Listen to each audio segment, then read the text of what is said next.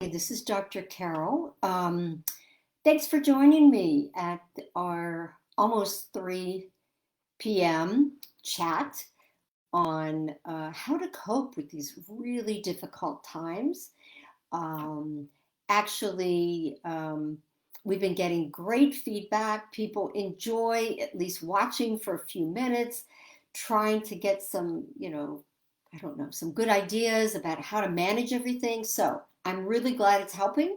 We'll be continuing on for a while and we'll be posting the ones we think are most valuable on our YouTube channel. So if you like what we're doing, please like and share.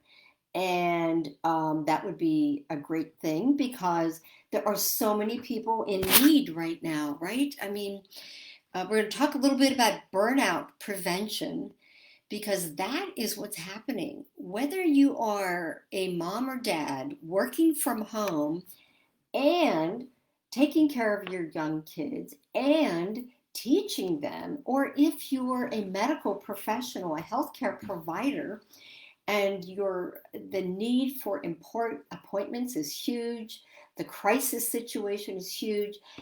Uh, no matter what you're doing, we're all trying to keep from burning out. Yesterday we talked about vicarious trauma. Today, I'll just give you a few tips on burnout prevention. One is to really avoid isolation.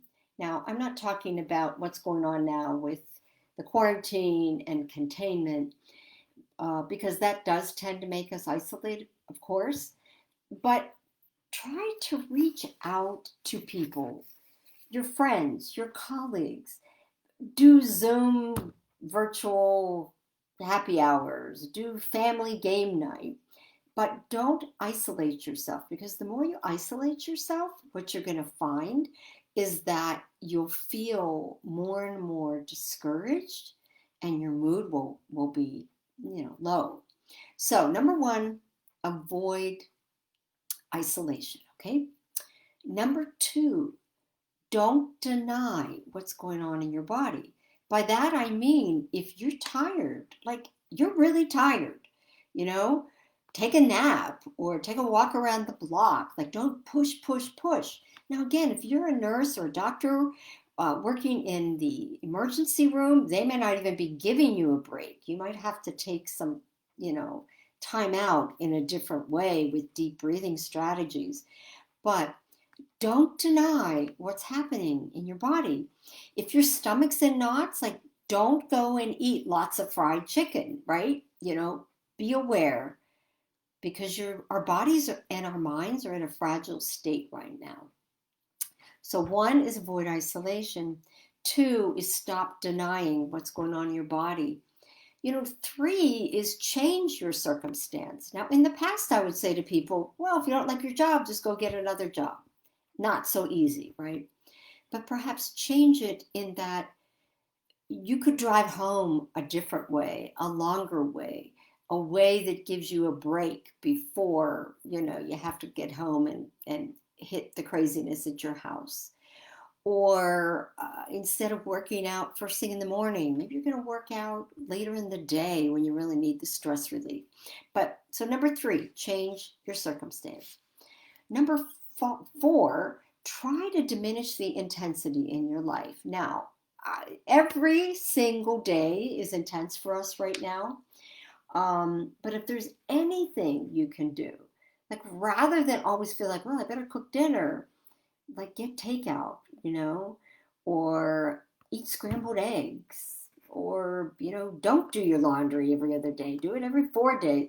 Whatever you can do to lighten your load is also going to lighten your spirit, right? And then number five, this is a tough one, stop over nurturing. Don't feel like because your neighbors lost their job that you have to make dinner for them every night, or because, one of your kids is having job interviews. Hi, Monica, nice to see you here. One of your kids is having a job interview. You've got to research every job that's in town. You have to just take care of yourself I know we love our families, we love our friends, we love our neighbors, but you just have to take care of yourself. And this is what you want to do to prevent that burnout.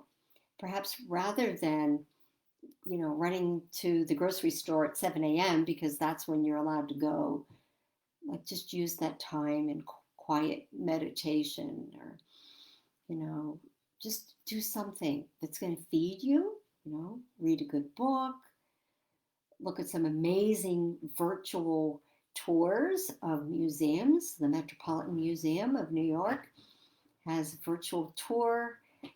Many of them have gone that way. Do something that's going to feed your soul. Now, as you know, I am passionate about using essential oils to feed my soul. So the one I'm going to introduce you to today is called Peace. Peace has some ylang ylang in it, which we talked about yesterday. And ylang ylang really helps give you that relaxation that we all need right now. But Peace is a blend and it has many other oils in it. So what I like about this one, because it is a roll-on, it's called a touch version, is that I can put it on my wrists or behind my ears or the back of my neck or in the bottom of my feet. It's very easy to use. So if you have any questions about that, please reach out to me in terms of how to get it, where to get it, what to do. But it really does give me a peaceful feeling. And I have to tell you, like, I have to work on burnout prevention every day because I'm hearing people's very sad and difficult stories. And so that's how we all get through this. So the 5 tips I gave you today, and there are many, many more, but this is the top 5 to prevent burnout, is, let's see if I can remember it. I might have to look at my notes here. Number 1, avoid isolation. Number 2, don't deny the wisdom of your body. Listen to your body. Number 3, change your circumstance in some way, your routine in some way. Number 4, diminish the intensity in your life by making just minor changes. We're not talking about big changes. And then number 5, stop over nurturing everybody, but take care of yourself. If you notice also on this website, I have a book with self-love tips, lots of different suggestions that I give to the people who are my therapy clients and my holistic health coaching clients. So you take care. Tomorrow we're going to talk a little bit more about preventing burnout, and on Monday we'll talk about people's worries about weight gain, and how they're managing stress without overeating, over drinking, over everything, right? Okay, take care. Have a really good evening. See you now. Bye-bye.